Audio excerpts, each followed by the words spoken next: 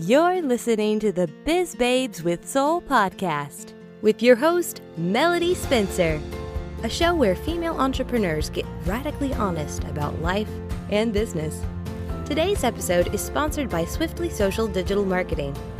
Swiftly Social helps people create a heart-centered digital marketing and Facebook ads strategy that gets you results. For a free video tutorial on how to grow your Facebook following by 10,000 or more, visit swiftlysocial.com.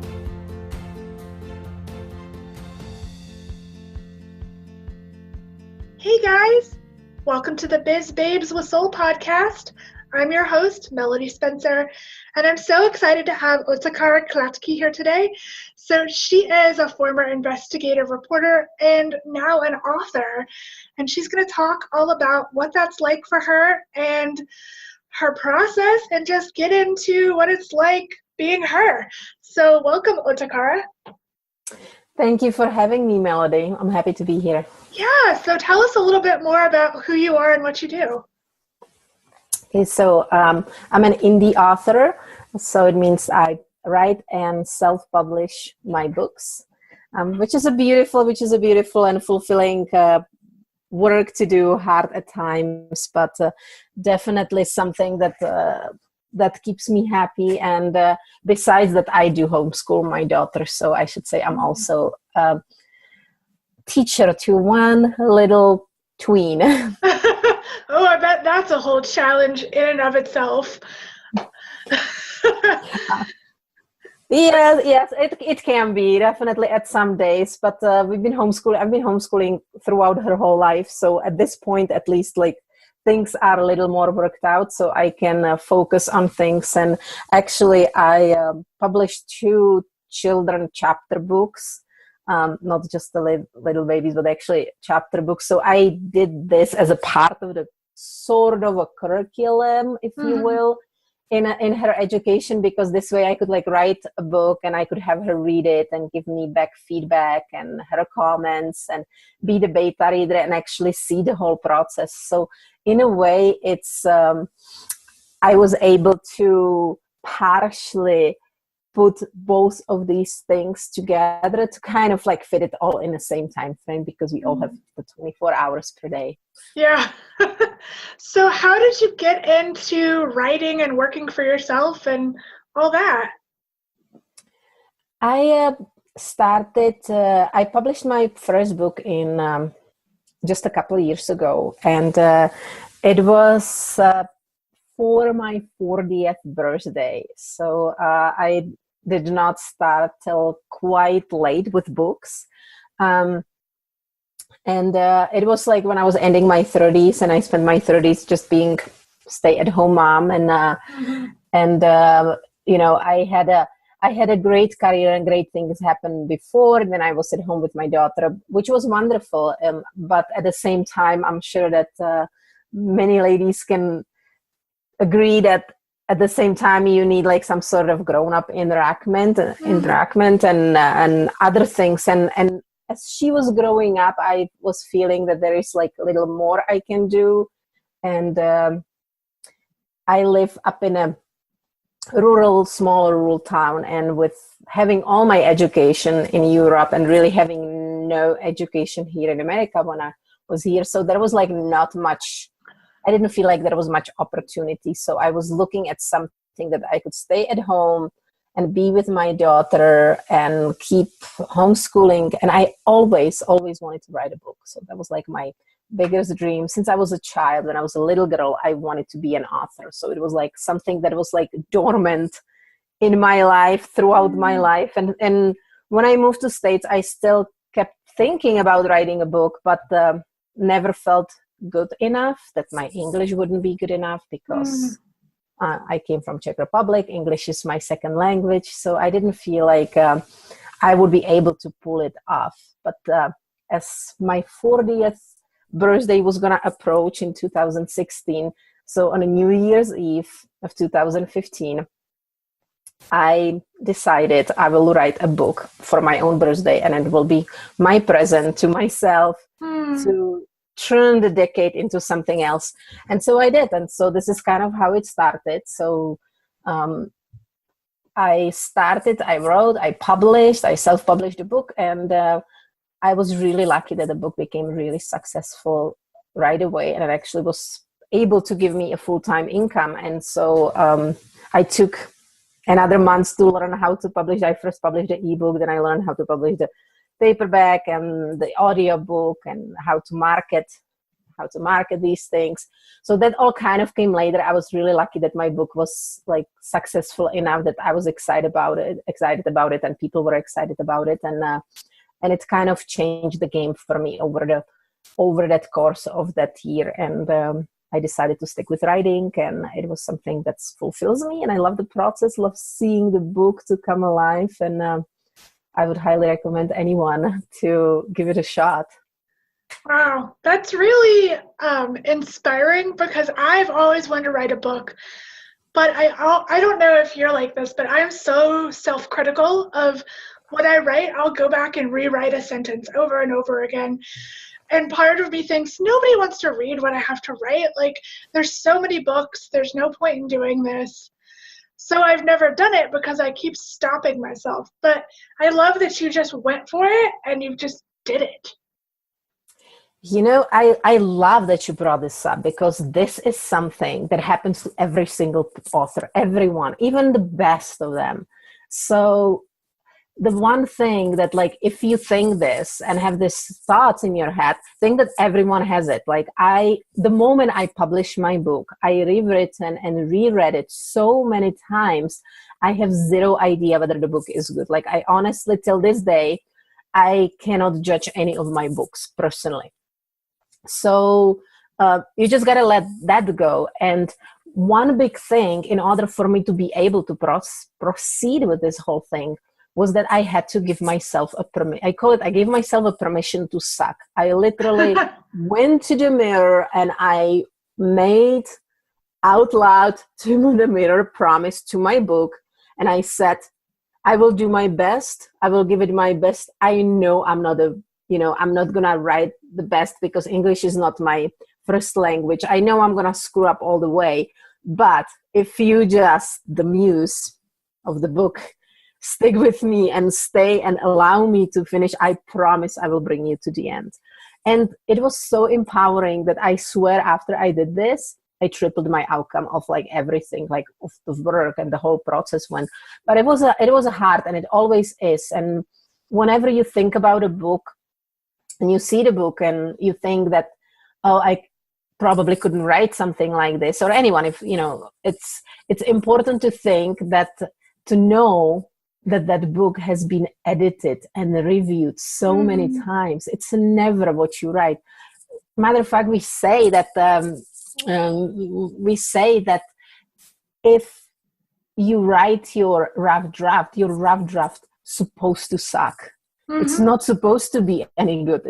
You gotta go forward. What you need to do is, when you write, you just gotta move forward. I actually have a rule, my personal rule, that I never ever read after myself. When I'm writing the very first time, I never go back more than 1 or 2 paragraphs, depending, how long they are. And I never read what was written before anymore. Like, I just keep going forward, unless I run into like some sort of research that I know like would definitely fit somewhere else back. Then I might make an exception, or I make a note on a side to bring this part of information in the book later. But I try never ever to look back, because I would delete it. I would definitely delete my whole book, and I would have a really, really hard time going forward. So if you want to write a book, just know that you got to go forward. Just know you got to keep going wherever you have. Don't look back till you have the first draft done. And when the first draft done it's for you. It's not for anyone else to see. So then you go and you actually have some sort of a script. And some authors even rewrite this entire script all over again, but it still gives them some sort of information. They know how they put their work into, some sort of structure, that the book would have the structure and something, so they can rewrite certain chapters. And it's typical. I go through multiple rounds of editing. I go through multiple beta readers who check my book and point out mistakes. So in a way, it is, it's sort of I always say like it's sort of masochistic work, because you literally looking for the flaws you did, but at the same time, because you look for the flaws you did, you look for your flaws to fix them, in order to fix them and make something better on the end. And I think this is an amazing growth process for any human being, because we so often don't want to like acknowledge our own flaws in whatever we do, instead of trying to like see them and not judge them, but just fix them and move forward because they're fixed. So yeah. So what do you feel like has been your biggest challenge as you've become an author? Has it been the writing part, the self-editing, or has it been more the marketing and learning how to promote yourself and all that? Honestly, I think the biggest challenge above all to me is to find the self-motivation. Because if you do whatever you do, especially if you work, you work from home, like if you are an author and you're writing, until you come to that point when you start working with the editor, it's all up to you. There is nobody else in the process. And because of that, it's very easy to get wrapped into your daily life, things that needs to happen. Car breaks down, you got to take it to the shop, you got to make a grocery shopping, you have to take care of your family, you have to do that and that. And then it's evening and your brain is tired. So this is honestly the hardest thing, is to be able to be diligent and carve out the time and have the self-discipline to do.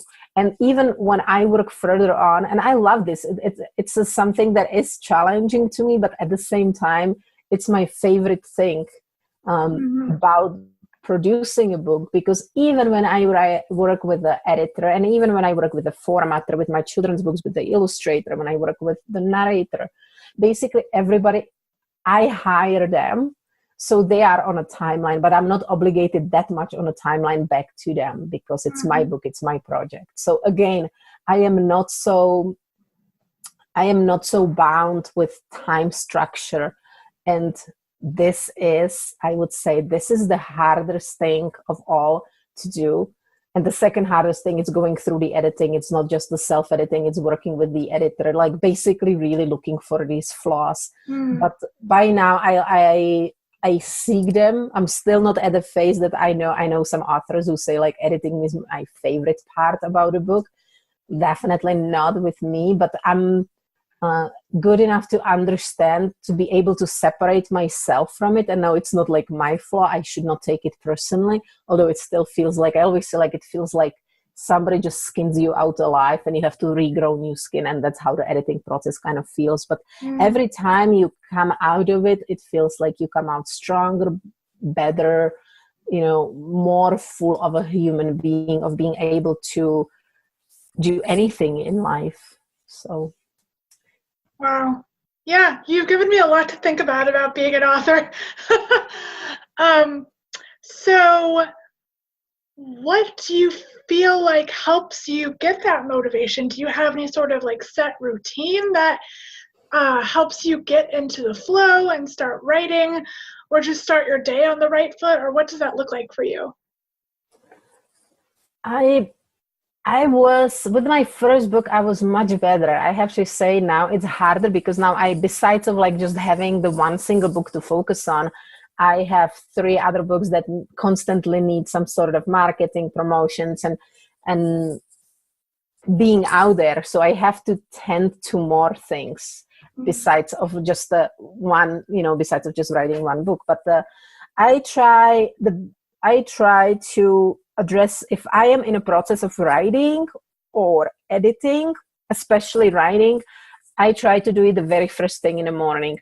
My brain is full and nothing really happened in the day yet. So it's not like, I don't know, I'm facing the fact that the dog pooped on a carpet. Like you don't actually have like no tragedy. So I try to get up before my daughter, before she has to, do her school. And I try to write in the morning this way I avoid anything that happens later on, and my brain is actually just focused on this thing.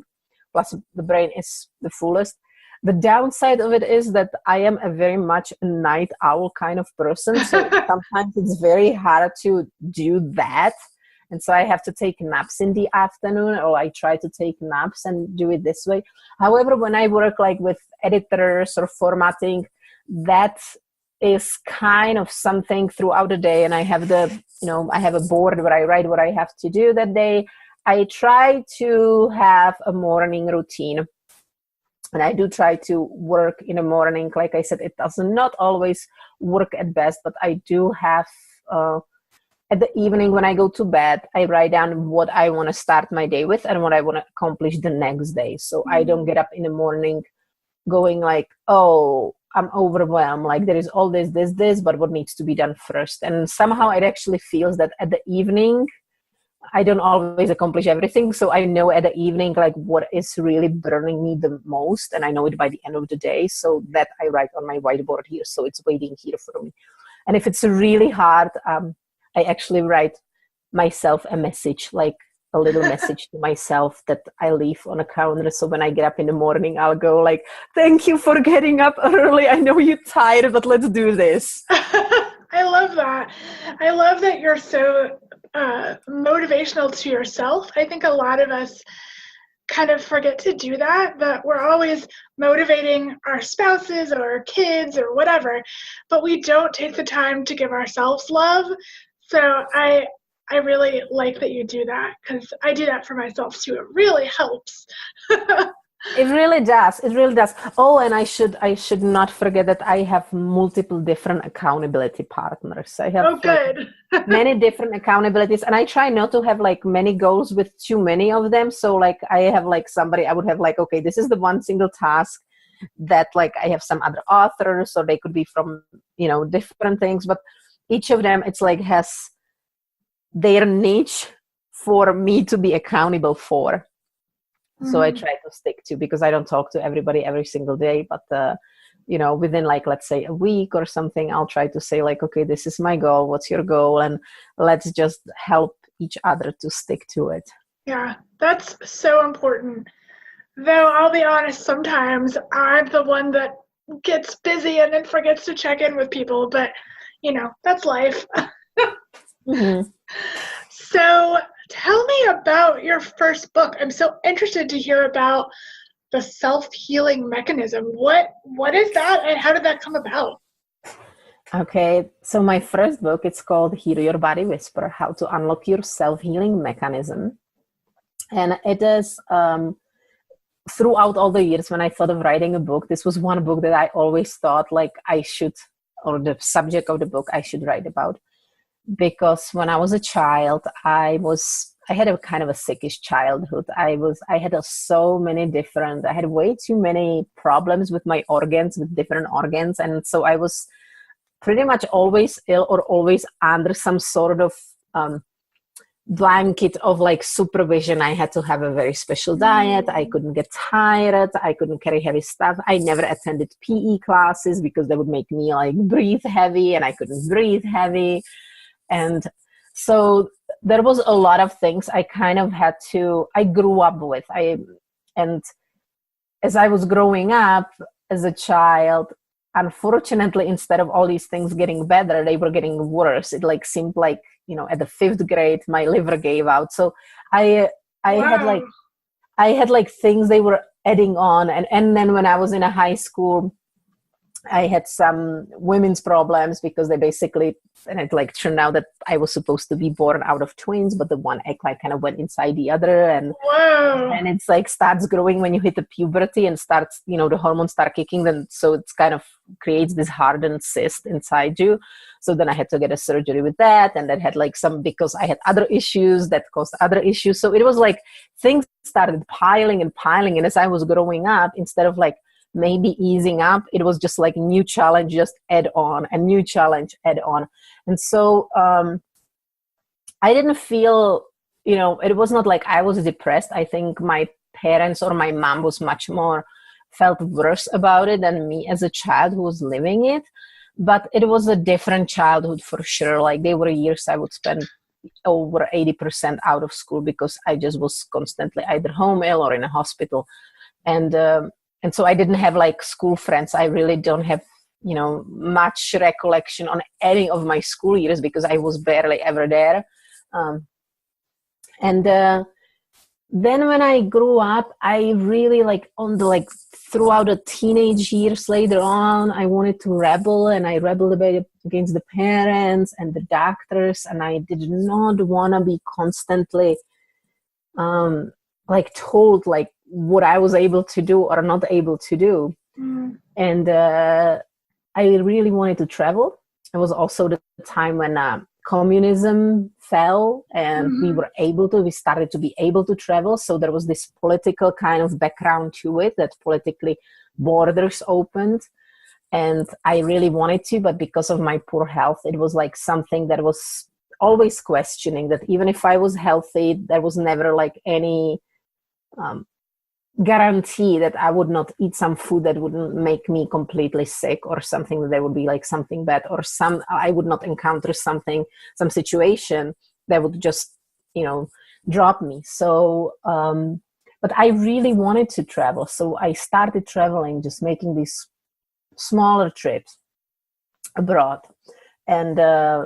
And I realized, like, because the desire of traveling was there so strong that I never got sick when I traveled. I would always get sick when I come back, but never when I traveled, which was amazing. And that was like the beginning of start of like trying to like addressing the fact that like I needed to somewhat communicate with my body to do what I really wanted it to do. But also I realized that I have to tend to the body, what the body truly needed. And the doctors or the parents, they really, they just go by books, right? So you're kind of like pushed in a box, and that was supposed to sort of fit you. And I guess like on a big, massive scale, it somewhat works. But if you look at it from individual level, it really doesn't. It really doesn't fit you, and your body has its own needs. And so the book is about the capability we all have within us that connects you with your body, because your body is amazing. You're here, you are alive because your body is there. And even if you have the health issues, and this is the one thing I had to realize, if you have a health issues, your body is working on it. So actually your health issues, it's something where your body is working the hardest. And we are so often upset that something doesn't work, or even our body shape or whatever, that issues like, oh damn, I have allergies or I have that. But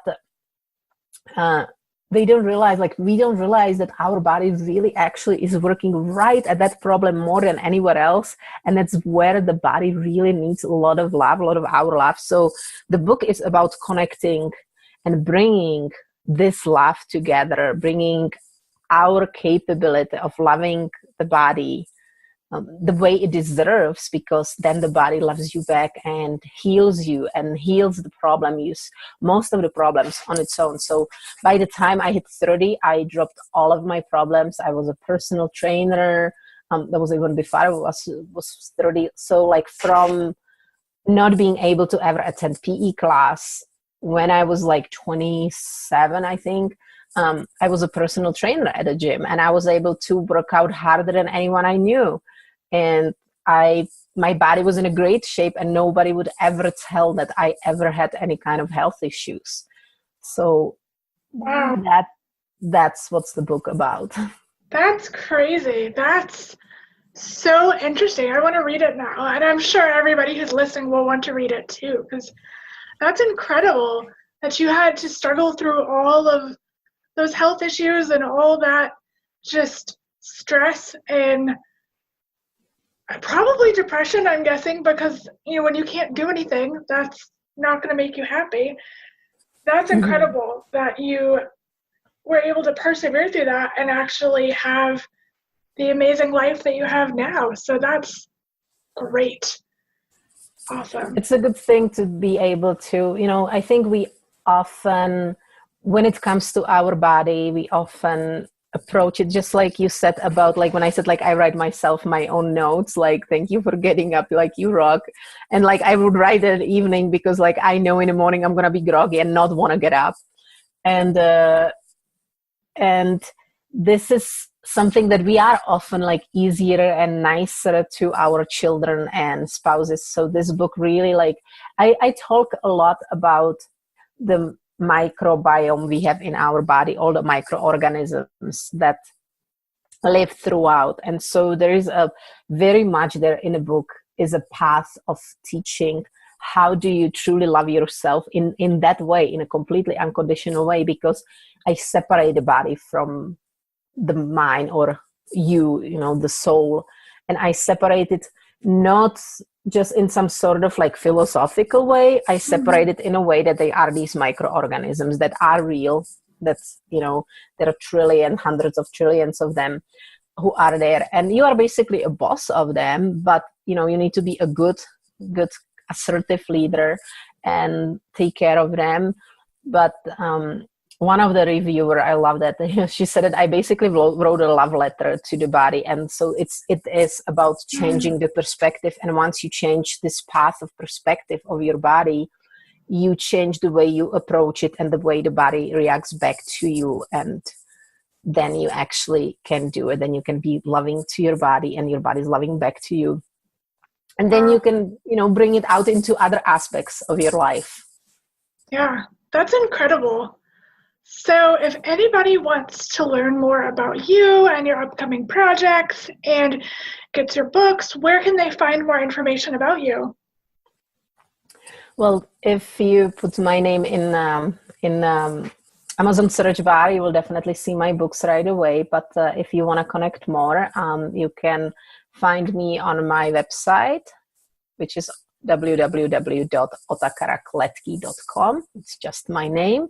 There is also a free download of meditation for the body.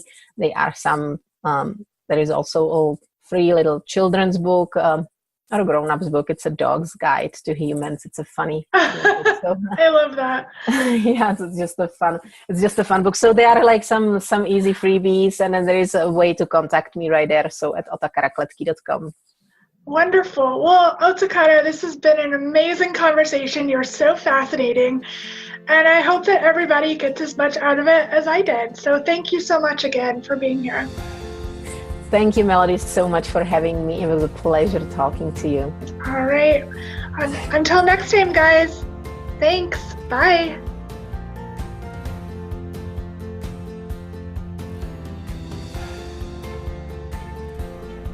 Thank you for joining me for the Biz Babes with Soul podcast. Don't forget to like, subscribe, and share with your friends. To learn more about me, Melody Spencer, and the show, please visit swiftlysocial.com.